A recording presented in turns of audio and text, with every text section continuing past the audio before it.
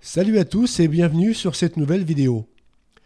Il y a un terme qui revient régulièrement dans les articles ou dans les vidéos qui abordent le métier de webmaster, et c'est celui de l'éco-conception.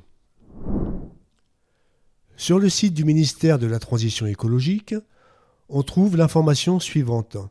L'éco-conception consiste à intégrer la protection de l'environnement dès la conception des biens ou services. Elle a pour objectif de réduire les impacts environnementaux des produits tout au long de leur cycle de vie, prenant en compte les consommations de matière et d'énergie, les effets sur le climat et sur la biodiversité. Sur le même site, on peut lire que les bénéfices d'une telle pratique ne manquent pas, à savoir déjà dans un premier temps des gains environnementaux. On nous explique que, je cite, « ces gains peuvent concerner la préservation des ressources et de la biodiversité », et on peut constater des réductions d'impacts environnementaux allant de 10 à 40% sur le cycle de vie, depuis sa conception jusqu'à son extinction.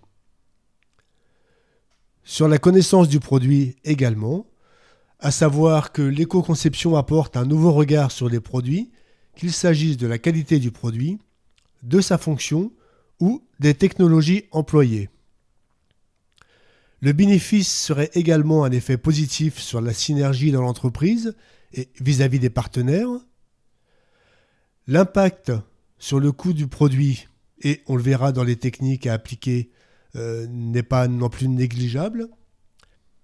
Et un aspect qui ne figure pas sur le site du ministère du Travail, mais qui me semble essentiel, c'est de trouver un sens à notre travail, hormis le fait d'en tirer une rémunération, bien sûr, et dans le meilleur des cas, une certaine considération.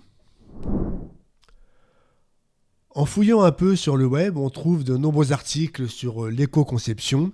Je pense particulièrement à un référentiel qui est maintenu par plusieurs contributeurs qu'on trouve sur GitHub et dont je me suis également inspiré pour réaliser cette vidéo.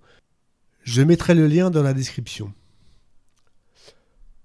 Construire son projet en le divisant en plusieurs étapes est la bonne approche. Nous sommes ici dans un contexte qui nous amène à repenser la réalisation d'un site internet déjà dans ses spécifications. Ne retenir que les fonctions essentielles pour l'utilisateur et pour l'administrateur. Il faut le repenser également dans sa conception. Préférer un design épuré, une navigation intuitive, favoriser les pages statiques, n'utiliser que les portions indispensables des bibliothèques JS et CSS, utiliser la version la plus récente du langage, se demander si un CMS est indispensable, dans le cas par exemple d'un site vitrine. Dans sa réalisation, limiter le nombre de CSS et les découper, veiller à ce que les codes CSS et JavaScript ne soient pas embarqués directement dans le code HTML de la page, mais plutôt à l'extérieur, optimiser les images, limiter les extensions dans un CMS par exemple, valider ensuite les pages auprès du V3C serait aussi une très bonne pratique.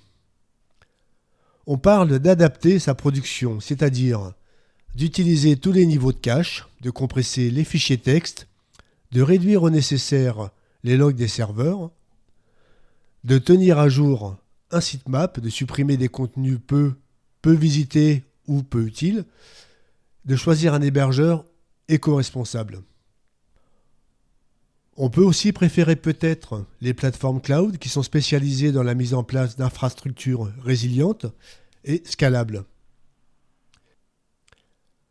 Optimiser son utilisation.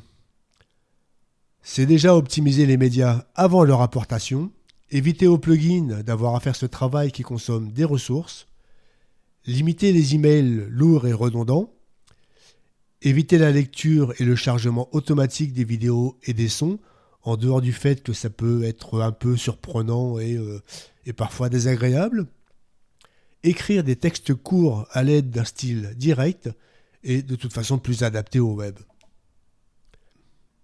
Mettre en place une stratégie de fin de vie. C'est tout simplement mettre en place une politique de suppression de contenus devenus obsolètes, par exemple afin d'éviter du stockage inutile. On peut aussi mettre en place un plan de fin de vie du site, d'un serveur virtuel ou d'un sous-domaine. C'est le cas des sites qui ont été créés à l'occasion d'un événement ponctuel.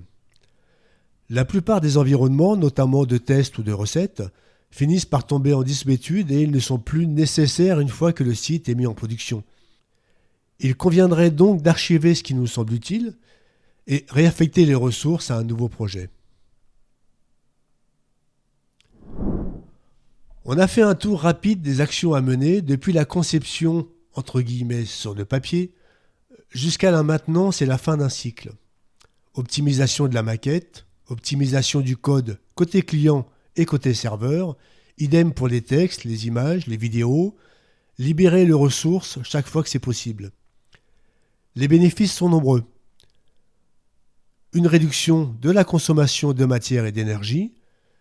Ces sites sont moins gourmands en volume et en énergie. Une meilleure connaissance de son métier dans sa globalité. On est amené à mieux intégrer certains aspects techniques connus de la plupart d'entre nous, mais pas toujours bien employés. Et c'est tout aussi important d'en faire la promotion auprès de nos clients. Le dernier bénéfice, et non des moindres, c'est une grande fierté à travailler autrement. On cherche toujours un sens à ce qu'on fait et avoir une approche plus responsable. Je pense que c'est plutôt une bonne chose. J'espère que cette vidéo vous aura donné envie d'aller plus loin dans cette exploration. Je vous dis à bientôt.